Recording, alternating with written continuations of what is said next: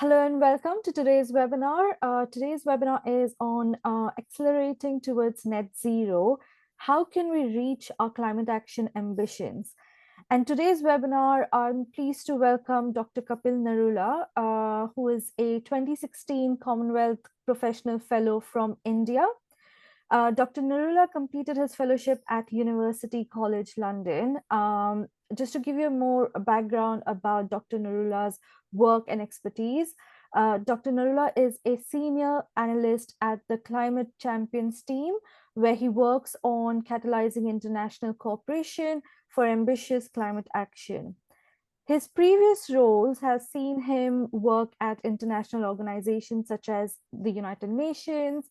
He's also worked for the government of India and has also been a lecturer at University of Geneva. With experience spanning over 2 decades, Dr. Narula has gained expertise in climate energy transitions, climate change, and maritime sustainability.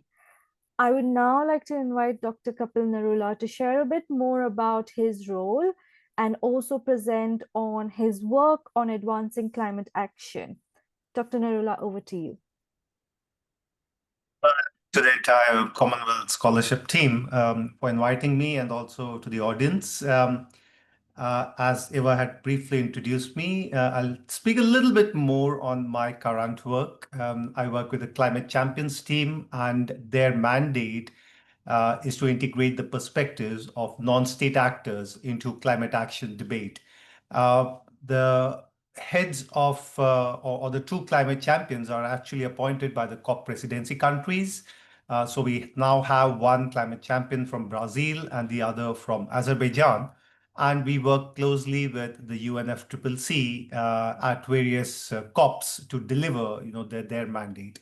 I would request you to go through the very latest COP presidency letter, which was released at last week, which outlines, how non-state actors, which includes businesses, universities, think tanks, communities, subnational actors, etc., to take forward their climate ambition. And based on that understanding, which I have working with past 2 years with the Climate Champions team, I would like to present to you uh, some of my insights into how do you accelerate towards net zero. So I'll start the webinar with sharing, the outline of this webinar. I have about 20 slides, and I have segregated the presentation into these 4 parts.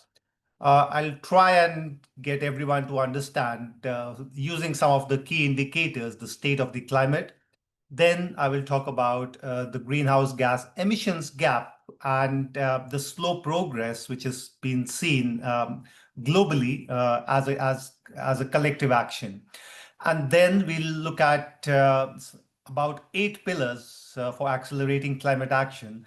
And at the end, I'll try and focus on some of the positive evidence which can be seen over the last few decades.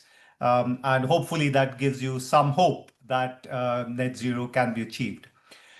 So starting with the first indicators of how our climate is progressing. I think many of you will be familiar with this, but this is the latest report released by the World Meteorological Organization, which shows how in the first panel, greenhouse gases have been increasing exponentially. Global temperatures coming to about 1.5 degrees over the industrial average. And thereafter, the last 5 years have been have been breaking records every year. And you've heard more about it. Not only temperature is increasing in the atmosphere, which is the global average temperature on land, but also across the oceans, because oceans absorb much more of the heat which is generated from the sun. And there also temperatures are increasing, leading to changes in patterns of ocean currents, leading to warming of oceans, and also with an impact of absorption capacity of CO2 in oceans, and increasing the pH level itself. The sea levels increase, projected to be up to 1 meter by 2100 is a big cause of concern. Loss of sea ice, both in Arctic and the Antarctic, and loss of glacial mass. And all of these, have a direct correlation with increasing temperatures. So all of this should be a concern in the physical climate space, and this is clear evidence of the impact of what's happening in the changing climate. So moving on from there, what has happened and what is the current status over the last decade? And you know that this year it's already 10 years since the Paris Climate Agreement was signed. And the target there was to limit the global average temperature increase to well below 2 degrees centigrade above pre-industrial levels, but also pursue efforts to limit increase to 1.5 degrees C. And this graphic by the Climate Action Tracker shows that we are already at about 1.3 degrees C warming in 2023, which actually leaves very little room for further increase in climate in the temperature if the 1.5 degree goal has to be met. But at the moment, the current policies and action suggest that we are on track to an increase of about 2.7 degrees centigrade, which is almost double of the 1.5 degrees C target. But if we consider only 2030 targets, about slightly less, about 2.6 degrees, but if we consider pledges as well as the targets, there is a difference between both. Pledges are commitments which might be followed, might not be followed. And there it would lead to about 2.1 degrees C rise. But there is also a case of a best case scenario, which can see leaving or can see increase in temperatures within our 2 degree target and can limit to about 1.9 degrees C. So of course, these numbers will be updated before COP this year in Brazil. And how this looks in terms of GHG emissions gap and pathways is that definitely, if you see on the y-axis, we have global GHG emissions, and these are in terms of gigatons of CO2 equivalent per year. As we see increasing, we have still not reached a peak. Emissions are still increasing despite 10 years of climate action and a commitment by all countries. But you see there's a target gap as well as an implementation gap. And the target gap by 2030, that means what the countries have promised, is close to about 20 gigatons of CO2 equivalent. But the implementation gap is close to about 25 gigatons of CO2 equivalent, which is almost half of of where we have to be. So essentially, we need to be here and we have to reduce our emissions by almost half from now. There's also a point here that at the end, because finally GHG emissions accumulate in the atmosphere. So actually, by the end of the century, we have to go on net negative emissions. That means we have to go towards absorbing CO2 from the atmosphere, and we have to have some negative emissions technologies if we need to maintain the net zero, because there'll be some emissions still in the atmosphere, and there'll be some continuous flows of GHG emissions which have to be offset. So moving on, there is clearly inadequate global action.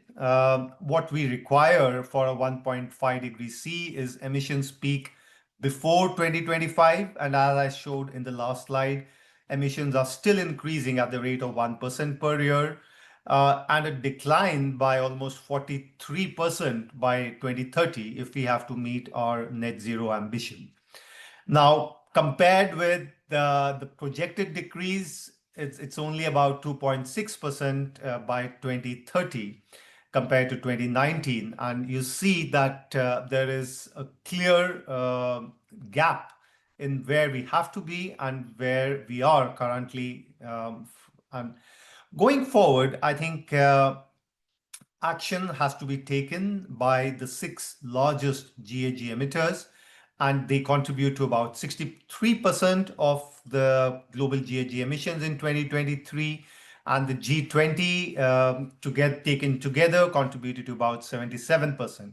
So if the top six largest GHG emitters or the G20 makes an concentrated effort, then definitely, we'll be much closer to this 43% target.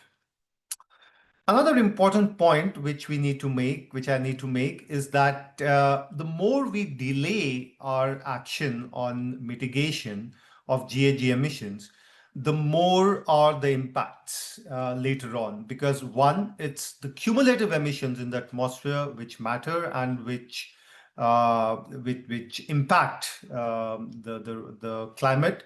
And secondly, that later action implies more nonlinear impacts, because it's not 1:1 as an impact, but over time, as we 1 centigrade or zero point 0.1 centigrade increase in temperature from say 1.5 to 1.6 is not the same as from 2.5 to 2.6. So the impacts are non-linear and cascading, and therefore early action at now is important.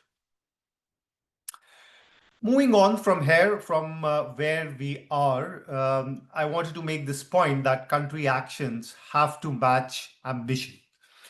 At this moment, 145 governments have announced net zero and carbon neutrality targets, which actually cover about 90% of GHG emissions globally. But of these 145 countries, only about 7% of countries, which is about a handful of them, have acceptable targets. That means 75% of global emissions or countries have net zero targets with inadequate target design. That means in some countries, the targets don't match up. In others, they are not credible. In some, there are incomplete information. Some countries don't have any targets. And therefore, we say that country actions have to match ambition of at least what they declare and how they lay out their pathways. Apart from that, there is also a gap between commitment and implementation, and credible actions therefore have to follow the announcements as well as what has been agreed globally. Moving on, I think this would complete the basis of getting to a common understanding that why do we need action, what is the current state of climate action, and what needs to be done from now. Moving on from here, I would like to focus on what are the pillars for accelerating climate action. That means, that the last two COPs have been focusing on implementation. They've been saying that we need to move on from commitments to implementation. It started from Dubai, COP28. Last year, it was dubbed as the Finance COP. And this year, if you see, Brazil has a big plan, which has been already finalized and now made public, on how there is very much focus on how do we implement this, what are the mechanisms to implement this, and what are the monitoring mechanisms which will be inbuilt going forward from COP30. So I have identified 8 pillars for accelerating climate action. And these 8 I will come to subsequently, but the common themes behind this are that all of these have to be based on science-based targets. That means science must inform, where we are. It's not and our actions, and not policy or politics. And that's important in the context of some countries, especially in the light of recent developments. And then there has to be strong political will. There is a big lack of ambition as well as political will. Uh, Politicians try and look short term with a view of getting re-elected. So maximum, you look at a 4 or 5 year target till the next election, and long-term plans, are usually suffer as a result. And then there needs to be increased corporate action. That means businesses have to participate in climate action and taking ambitious actions. It's no longer up to the governments to catalyze. Of course, they have a definite role in creating policy enablers, but finally, it is private capital and private investment which has to come in and support and needs to capitalize on this opportunity. And lastly, there needs to be a clear understanding that we need to avoid lock-in into energy systems which are high emission technologies. There needs to be acknowledgement that whatever we do starting now, has to go for the long run, and there should be a no regret option. So that's why, investing in, for example, blast furnaces in steel plants is not a good option right now, because it locks in, over the next 20, 25, 30 years. And similarly, investing in coal-fired power plants is no longer an option. So with this as the background, let's try and go into each of the pillars of climate action, and I'll take them one by one. The first one, which I have outlined, is ambitious targets and policy alignment. And this is evident in the way there's a commitment and an acknowledgement by all countries. They've signed up to the Paris Climate Agreement. There is a updation of nationally determined contributions with the ratchet up mechanism. The last NDCs had to be submitted by the end of this year, but many countries have not done that. Hopefully, they will do it before the Belém COP. And these must show that there is improved commitments over the last years, because the global climate stocktake, which happened in Dubai, showed that collectively, these ambitions do not match up. That means if we add commitments of each country, they do not add up to the final place where we need to be. So that is important and needs to be acknowledged by all countries. The second sub-point here is that there needs to be legally binding climate laws and frameworks. And this is, of course, can happen at multiple levels. At the international level, there is, of course, the Paris Climate Agreement. But at national level and at subnational levels, countries have to move a step beyond plain commitments and need to legally incorporate these commitments into their climate laws and frameworks. Once that is done, integrating climate goals into national policies would become much easier, as you see in the case of Europe, where the law, the climate ambition is enshrined in a law, and that allows integrating climate goals into national policies. And therefore you see that there is a positive loop amongst higher ambition, integrating financing and other aspects, as well as we see evidence of progress through this mechanism. The fourth point here is to coordinate action across ministries and government levels. And this is an issue with several countries, more so with developing countries, but also amongst the developed world, where climate action is undertaken in a siloed manner because the at certain points, power ministry has to speak with, for example, industry ministry, and they have to speak with the coal ministry and the renewable energy ministry. And often, these goals are inconsistent, sometimes in direct opposition. And therefore, it's important that an integration or coordination across ministries and governments need to be undertaken. And lastly, there is also a need for strengthening international cooperation. Many of the mechanisms exist, but they need to be strengthened. We often see trade wars and tariffs and onshoring of industries, and all of these is not good for climate action. Therefore, countries must use trade and international cooperation as tools for advancing their ambitions as well as to attain policy alignment amongst different countries.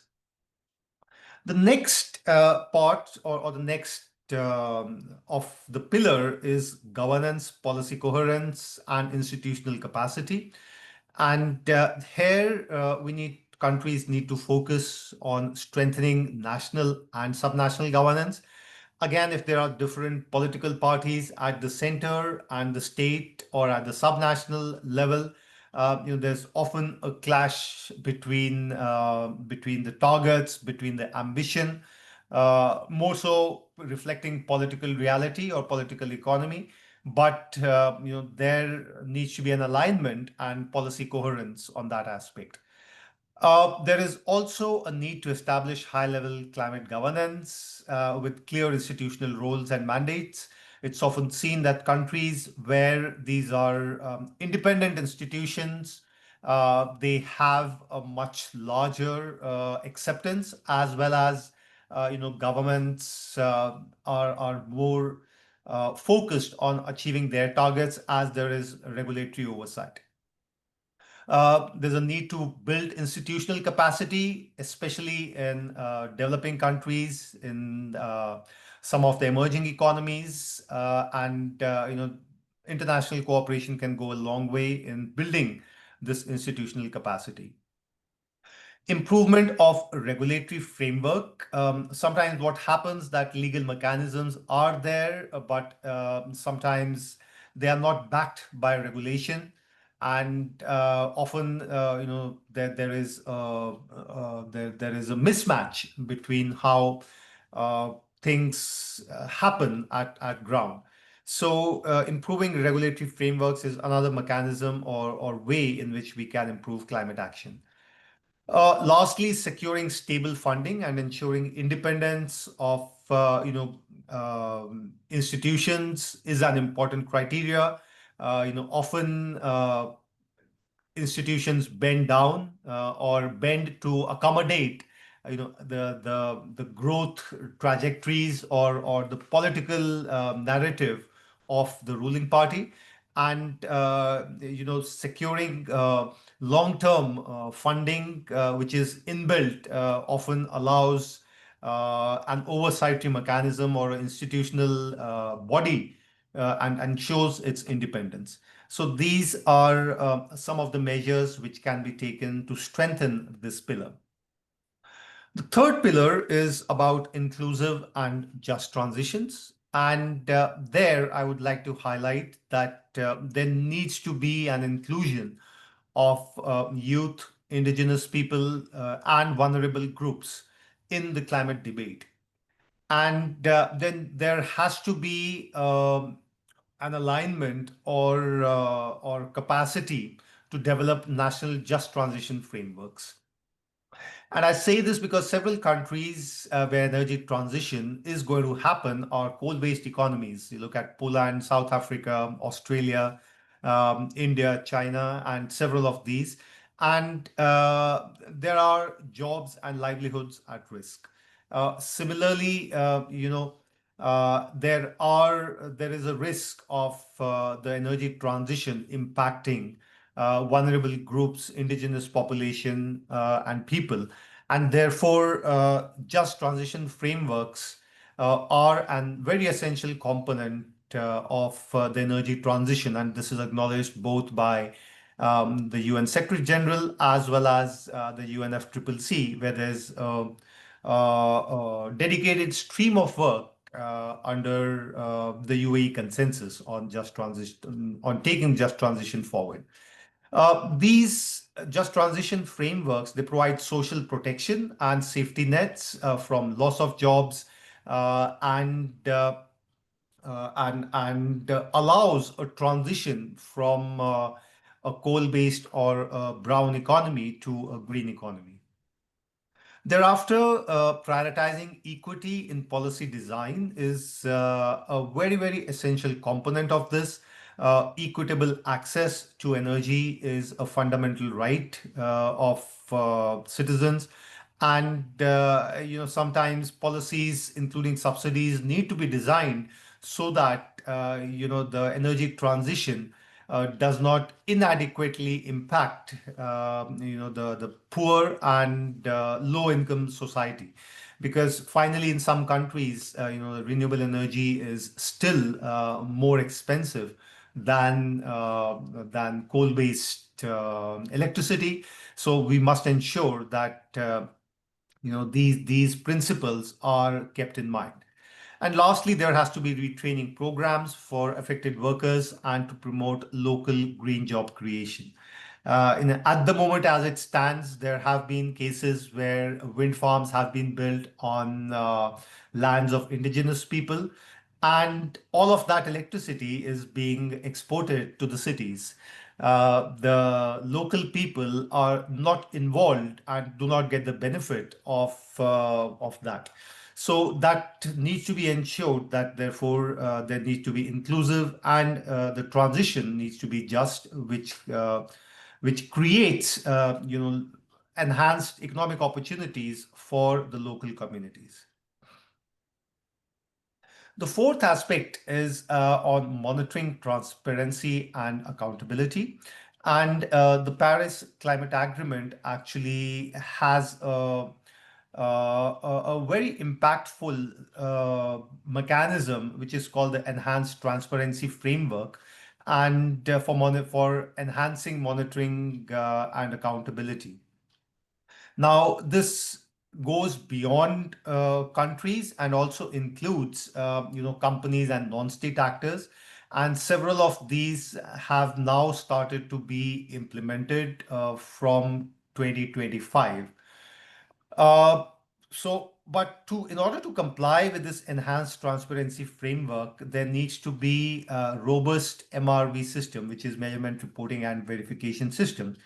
And there have to be independent review and oversight bodies. And they need to be created at the national level, at the subnational level, as well as, at the level of UNFCCC.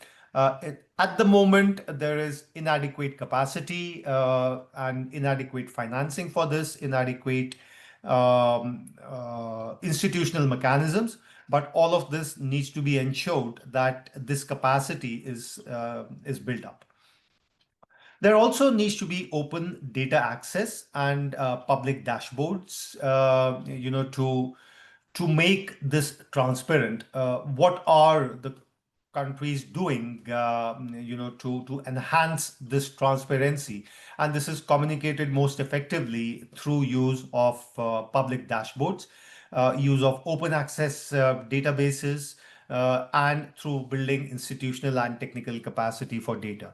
Because unless you have clear data, which is now actually mandatory to be reported to the UNFCCC, it is very, very difficult to monitor or to see what's the progress or what's the impact of different policies. How are we doing in terms of global goals on meeting these targets and on GHG monitoring?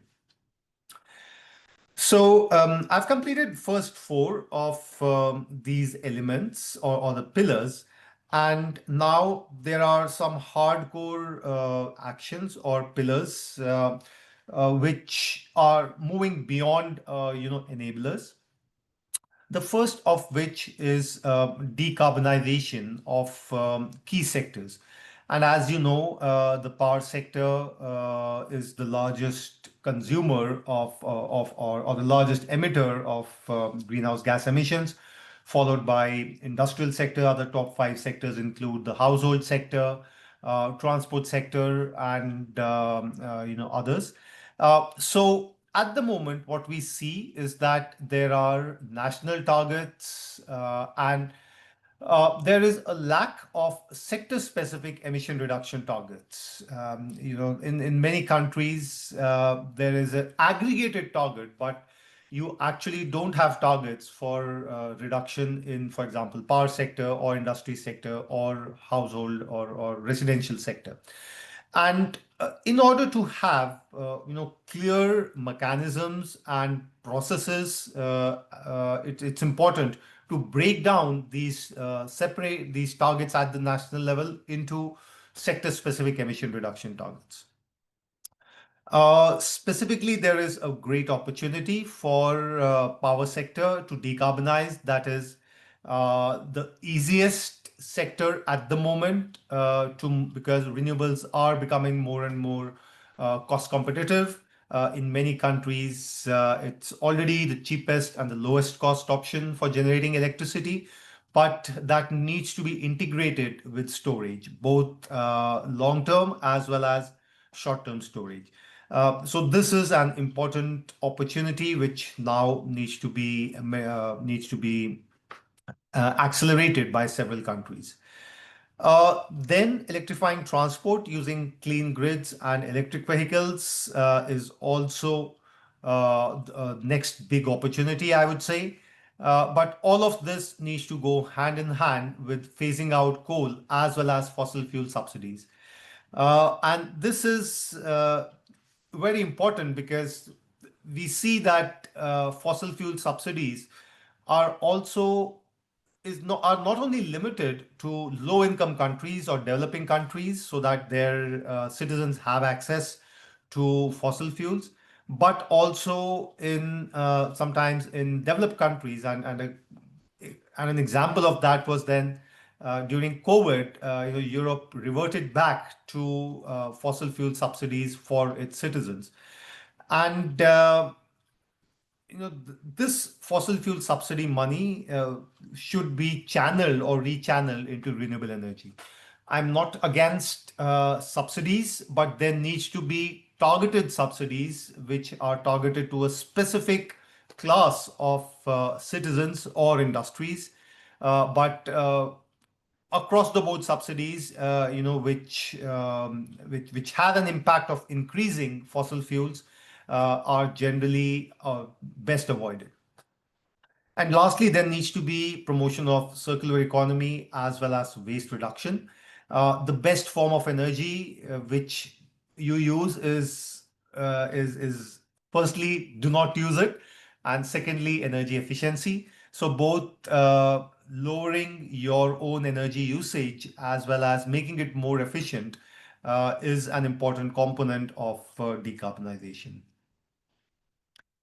Innovation, technology, and infrastructure are very, very important critical components of climate action. And acceleration of clean tech research and development, as well as its diffusion, is at the heart of the clean energy transition. You can talk about hydrogen, for example, which is an energy vector. It plays a large important role, and the cost of hydrogen needs to come down. So innovation has a big part to play in that. Then there has to be technology transfer and licensing, because it's often seen that, for example, countries in Africa, where one, you have the largest renewable energy resources. Second, there is high demand of energy in the near future. And third, it's the least expensive to generate electricity or clean energy there. But the cost of capital as well as the technology available is not commensurate with the potential which these countries have. So technology transfer and licensing is a very important component of global action on climate action. Then, of course, we need to invest in resilient and low carbon infrastructure, as well as support incubators and climate tech startups. Uh, this year, and there's been a growing focus on climate tech startups in the tech and innovation space. And there have been several events, both at COP as well as across regional climate weeks, which are happening to promote this sector. And lastly, use of digital tools, AI, as well as IoT for climate solutions is a growing application. Of course, there is also growing energy demand from the use of AI, and this needs to be uh, balanced, but at definitely technology where digital tools uh, play a very, very important role in creating or moving or in accelerating climate action. Finance and investment mobilization, I think this is at the heart of accelerating climate action, scaling up public as well as private climate finance, de-risking private investment, because where there are high risks, the cost of capital is much higher. And it's seen, for example, the cost of capital is up to 3 to 5 times in Africa as compared to Europe. And this is because of increase of higher risks. But these risks are not limited to developing countries. Policy risks include, for example, what's happening in the US, where there was a big impetus on climate policy and action, but suddenly one fine day we find that all of that investment, has flown away, and because of policy changes. Then there is an important component of promoting sustainable finance taxonomies and disclosures. I think some good action being taken on that front, especially in Europe, and on disclosures by private companies, such as signing up to SBTI frameworks. So I think there is good action. But then facilitating access to concessional finance and developing project pipelines for bankable climate investments, where there's some kind of a matchmaking between investment ready projects and financiers. Actually, there is no dearth of capital because capital is available, especially in pension funds. But what investors or financiers are looking for are low risk investment, where there is certainty of recovering their investment. No one wants to take risks, but so high quality bankable projects are the ones which financiers are looking for. And lastly, there is a growing focus on nature adaptation and resilience. There is an important acknowledgement, and this is not new. This has been enshrined in the Paris Climate Agreement on equal focus on adaptation and resilience apart from mitigation, and protection and restoration of natural ecosystem, scaling up of nature-based solutions are an important component. Therefore, several countries are looking at national adaptation plan and strategies which must be strengthened. Mitigation is, of course, one component, but we know that we need to live with climate change and the impacts will grow. So, therefore, adaptation and resilience are an important step in strengthening our capacity to respond to impacts of climate change. Thereafter, strengthening early warning systems and disaster preparedness and integrating adaptation and resilience in whatever new infrastructure we are building. I think that should be an important component because the impacts of climate change are going to grow. And it's essential that whatever we look at now in infrastructure has to be green but resilient as well. So I think these were the 8 pillars, and come to the last part of my presentation where we'll try and provide some positive evidence. And this is the how emissions have fallen from 1990 to 2025 and beyond. On the y-axis, we have million tons of CO2 equivalent, and on the x-axis, we have years. And here you see the 2020 target was overachieved by EU.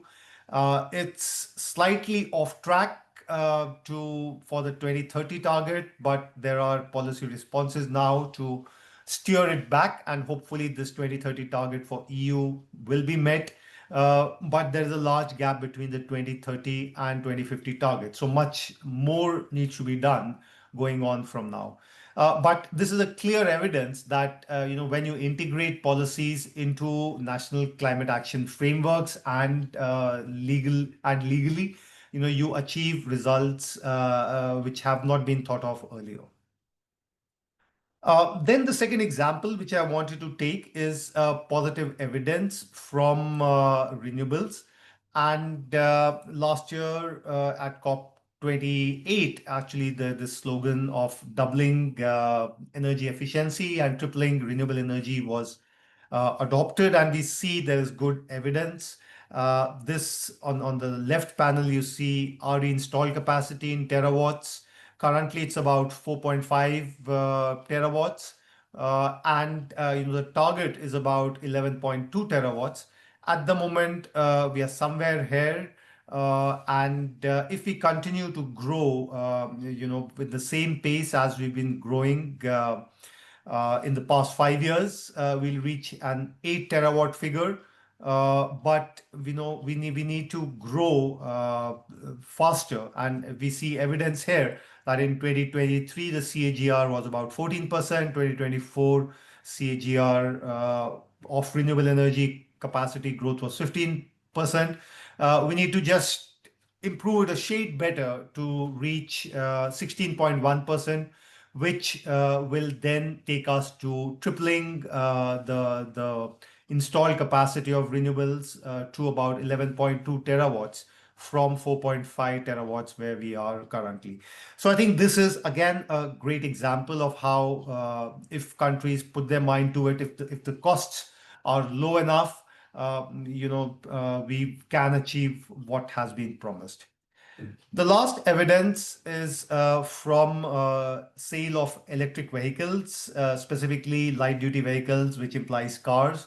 And here you see that in from nowhere, you suddenly reached in 2022 10% of the global stocks of vehicles or cars are now electric.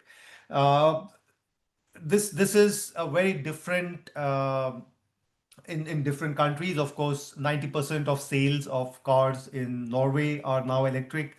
Last year, in 2024, middle of 2024, China reached all new car sales. 50% of all new car sales were electric, which is again very, very positive news. So again, this is anticipated to grow exponentially and is a great example of how things can happen from now. So I've reached my last slide, and the conclusions which I derive are one, the state of the climate is, of course, degrading very quickly, very rapidly, and this is leading to increasing nonlinear risks. The greenhouse gas emissions gap is still growing despite 10 years of action, and we still don't know when GHG emissions will peak. And beyond that, I think the gap is quite high. Uh, I did introduce 8 pillars for accelerating climate action, but all of these eight, don't stand independently. There needs to be an integrated approach. And lastly, through the positive evidence, I've tried to suggest that all is not lost. We can definitely make it happen. And I think several of us are working in this space and are very positive that things will happen from now on. I think I've finished and I'm open for question and answers. Thank you. Thank you so much, Kapil. It was great to listen to your presentation, and I think I've learned a lot personally, and I'm sure the scholars and alumni in attendance have as well. Um, just conscious of time, I think I will dive straight into the questions and begin with the questions we've received in advance. Um, so, if you're ready, I can start with the first question. Sure. Great. What are the methods for determining the impact of carbon emissions on climate change? Yeah, thanks. I think I chose this question because this is evident that we need to measure, and there are several methods. Of course, the first is kind of a GHG accounting system, which is mandatory for countries to report their GHG emissions. There's several of you are familiar with Scope 1, which are direct emissions, Scope 2, which are indirect emissions from, for example, use of electricity, and Scope 3 are all emissions, across the value chain.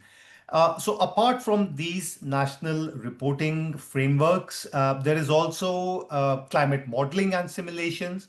And the climate modelers use several different models which focus on several elements to simulate the Earth's climate. Incorporating these changes. Of course, you can't simulate it perfectly, but all many of the feedback effects are also taken into consideration.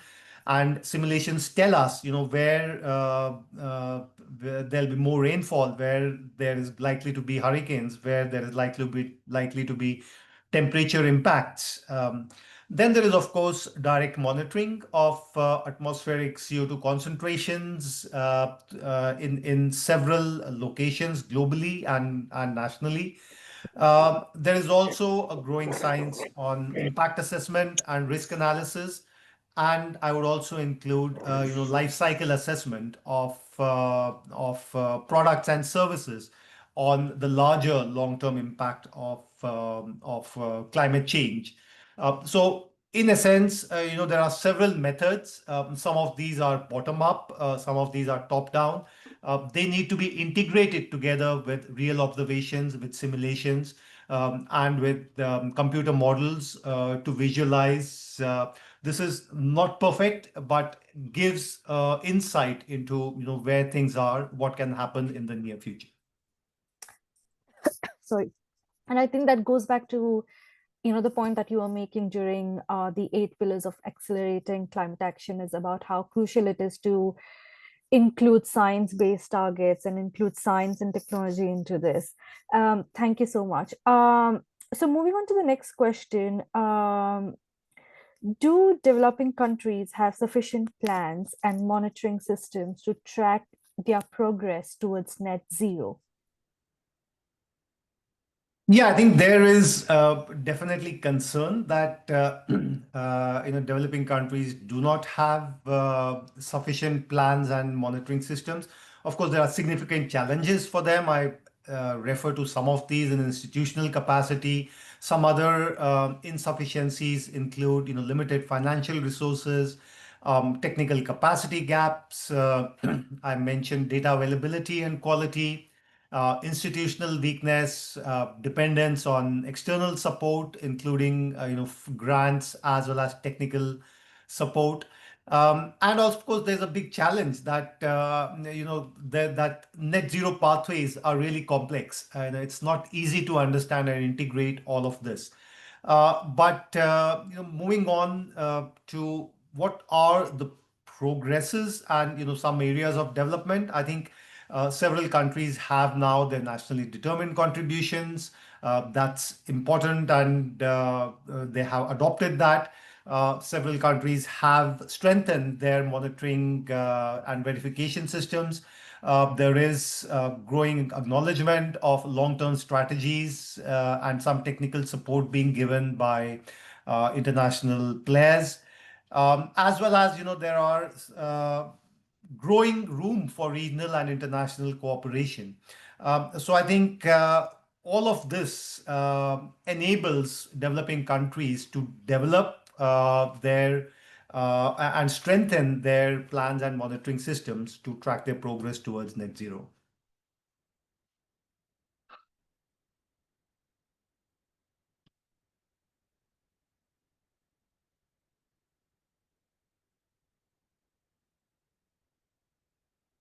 You are muted, Eva.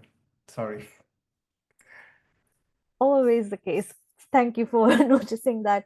Um, we're talking about the broader climate action strategies. In your opinion, how can we integrate blue carbon activities into this broader climate action strategy, being that blue carbon projects are currently on the rise? Yeah, I think this is an extremely valid question.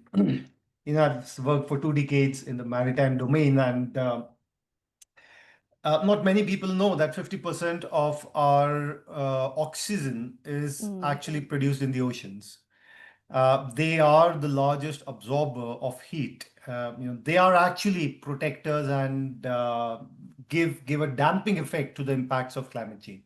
So they are mangroves, for example, are the largest absorbers of GHG, more than terrestrial forests. So clearly, there is space for nature-based solutions and blue carbon projects, be in terms of adaptation or mitigation. And not enough attention is given to projects uh, in this space or in the domain of oceans or maritime. Uh, but some issues are related to technology costs, for example. But there is a clear evidence that these solutions are important for some countries, especially island countries, where you do not have other options which are available.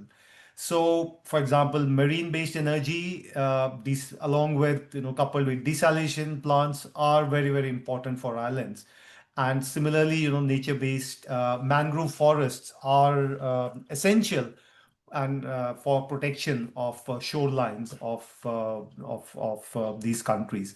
So I would only say that much more needs to be done on in the ocean space and in the blue carbon space moving on from now. the reason I've been smiling when you responded about mangroves is because the alumnus who has asked the question has also been working on mangrove plantation in South India. So that's a really good connection for the alumnus that you made. Um, moving on to the next question. Tripling renewable energy investment is key, but the big deterrent to emerging economies is cost of credit. Can there be any subsidies to scale up the uptake? Yeah, I would say that subsidies can be given in two forms. One is through national governments, one is through international finance mechanisms.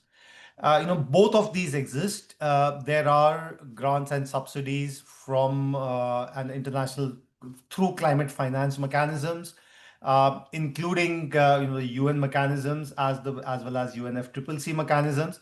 But how long will you rely on that? I think the approach of developing countries need to be to de-risk projects. If the biggest challenge on why cost of capital is high, for example, between Europe and Africa, is that there is high risk of projects, and this risks include currency risks, policy risks, offtake risks, and several others, implementation risks. So, if you address or national governments create mechanisms to address some of these risks, then cost of capital will come down because these countries have clearly have much more renewable energy potential than some of the developed countries. But still, because cost of financing is down, most of the capital flows into, for example, Germany in solar for solar plants, whereas it should flow to, for example, countries in the between the Tropic of Cancer and Capricorn, because there you have potential, you have demand, you have lower costs. So I think bankable projects is and reducing risks is an important enabler of lowering cost of capital. Great, thank you. Um, The next question is, as carbon markets grow globally, what steps should countries like Pakistan take to effectively participate in carbon credit framework? In particular, how can the country use its strengths such as forestry and agriculture to generate credible carbon credits and attract international climate finance while also benefiting the local communities and protecting the environment? Yeah, thanks for this question. I think there is, to my understanding, there is too much focus on carbon markets. They are not a solution to all the problems. I'll just give you a quick example for these developing countries, and several countries are exploring now. China now has ETS. India is considering one. I'm not sure on Pakistan, but hopefully that they are also looking at that. Uh, I'll give a very quick example that investments will come into through the carbon market route, but the reduction of carbon emissions will be taken away by developed countries who are investing, and all the low-hanging fruit would be gone. So finally, countries like Pakistan, for example, will be left with trying to reduce their carbon emissions and maintaining their targets with only high investment capital options, to reduce their carbon emissions. So, do you want to give away your low cost options of reducing carbon, or you want to retain that to reduce your own emissions?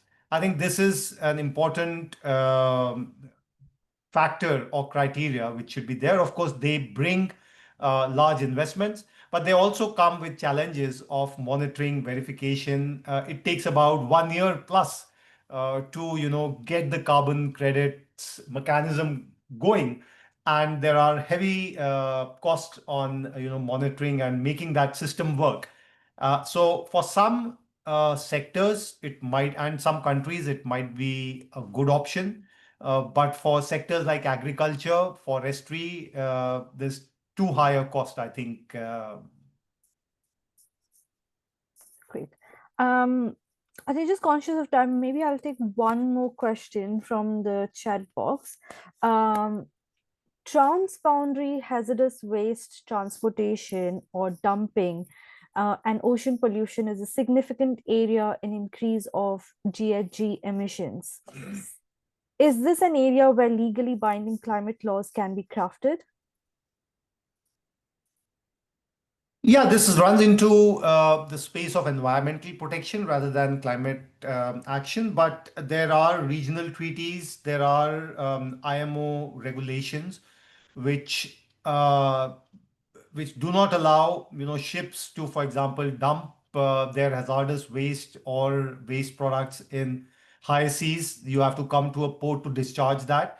But the challenge is, how do we implement it? Who monitors it? And technology, satellite pictures do help in some manner, but and many cases there are legally binding agreements which are signed globally as well as regionally to ensure that marine pollution is restricted.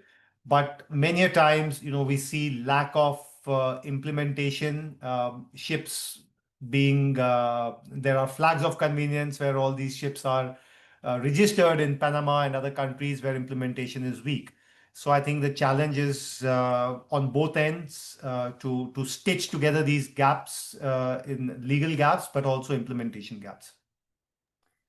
Since you have covered technology in your response, there's one question related to technologies, and it is, what are your views on technologies such as CCUS, which is carbon capture and storage?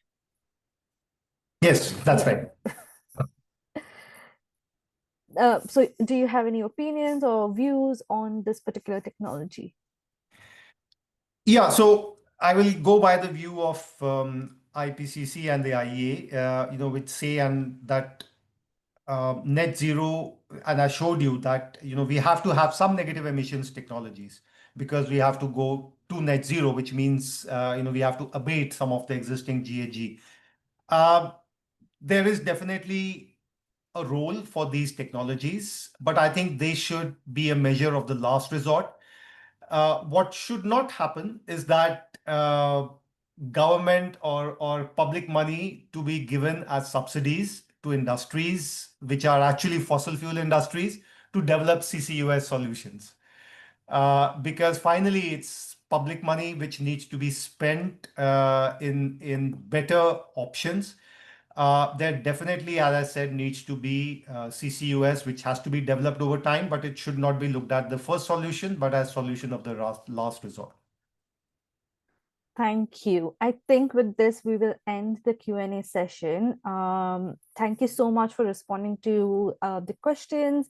Apologies to all those questions that have come through that we were not able to address during the Q&A session. But if you would like to get in touch with Kapil, please do get in touch with him. Kapil, can I have the PPT slide on screen again, please, for your contact details? I will also share the contact details in the chat box.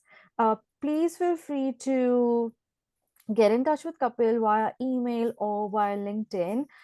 You'll find the details on the screen as well as in the chat box.